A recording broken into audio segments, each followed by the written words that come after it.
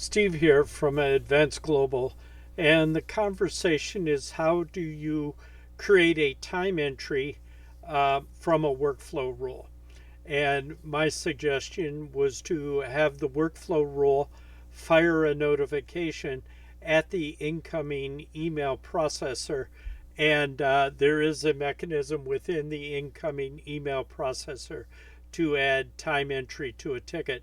And we'll take a look at that in a moment. First, we are in Advanced Global's demo database, and we're on the basic tech dashboard where these three widgets organize the tech's day. This is their work list. It's we title it Ready to Engage because they can work on it at will. It's sorted by the next SLA event due date. That way it ties into any contractual agreements, and this is the right next ticket for them to work on. If they were scheduled to work directly with a client, it would be over here in service calls scheduled. And if all those waiting tickets, on hold tickets, and all that, we move over into this widget. So it's still in their view. They can still see what they're responsible for, but it is out of the way of their work list. So from here, I'm going to go to the admin module.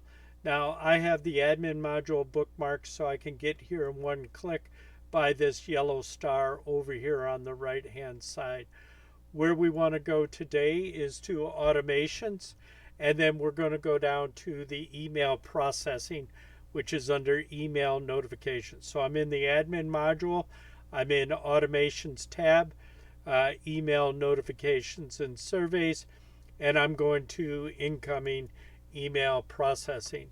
Now, as you can see, we have several email processors. This is our main support email, but this is both of these are machine to machine incoming email processing. This one from Backup Radar, and quite frankly, this is email to ticket. It's anyway, a different type of incoming email processing. So I'm going to go into edit, and you'll notice that we have the general tab, which is usually set up. There wasn't any questions about that. You can create a ticket from an email. You can create a ticket note from an email. And those are pretty common. If you have any questions about those, please email me at info@agmspcoaching.com. And then what we want to talk about today is the ticket time entry. But please note, you can put project notes in, you can put task notes in, and task time entry also. These three here work very similar to a ticket note and a ticket time entry. So our conversation centers around the ticket time entry.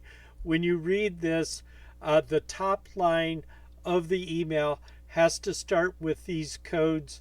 If it's time entry, #T equals, and then the value of the time entry, the number of hours. If you want to use a role indicator, it's #R equals technician, engineer, project manager, my hero, whatever your roles are. And then, or if you want to do a status change, it can be change status equals. This is a way, I think there was a question a couple of weeks ago about how do you complete a ticket. Ticket comes in and I just want it to auto-complete. We could do the same thing, but have that first line in the email start with #S equals. These are the only three I know about. There may be some other #alpha equals that work, but these are what the Autotask incoming processor is looking for. If it doesn't see this starting the first line at the top of the email, it's going to create a ticket note. But once you get these syntax correct at the top of the email, it will create a time entry. From there, enable time entry input. You can change the status or leave the status by default. You could preset the work type. Is it remote support? Is it on site? Are you only using this for project work? If it was a task time entry, it almost should be defaulted to project. I'm not sure what your um, situation is, but you could set it there. You can enable additional contact handling so that if there are more contacts on the email, they will add it to the ticket. Failure notification. I wouldn't send a failure notification to, in this case, we typically don't recommend sending failure notifications back to the client, but in this case, the failure notification is going to go back to the resource, and I would recommend turning it on.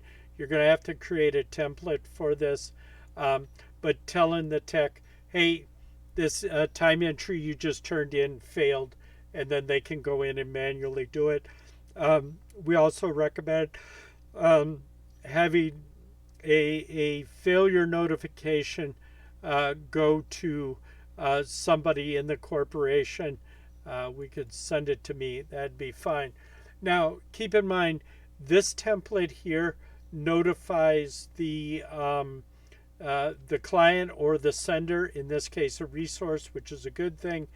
This here is going to notify internal resources. You want to leave this blank if you're doing ticket note, project, or task note, but in the case of a time entry to an internal resource, you would want to notify them. Here's some others. Notify queue resources, queue owner. We don't recommend notifying anybody inside the organization, and we don't recommend notifying anybody on successful notifications. We expect the incoming processor to work as expected. We don't need notifications that something worked correctly. I would want a notification that something worked incorrectly. You may want to notify the tech. Other than that, it's pretty straightforward.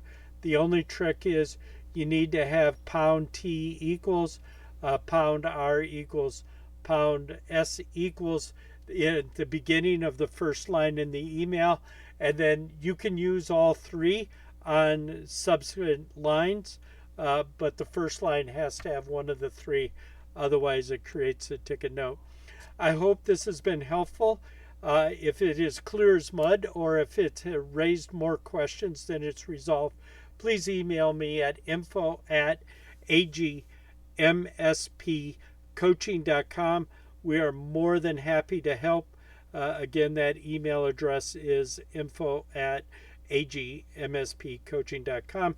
And if you'd like more information, we have an ebook out there called Unshackled, Freedom from Service Delivery Issues.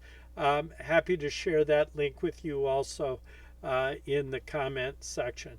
Let me know if this helps. Thanks, and have an awesome day. Bye.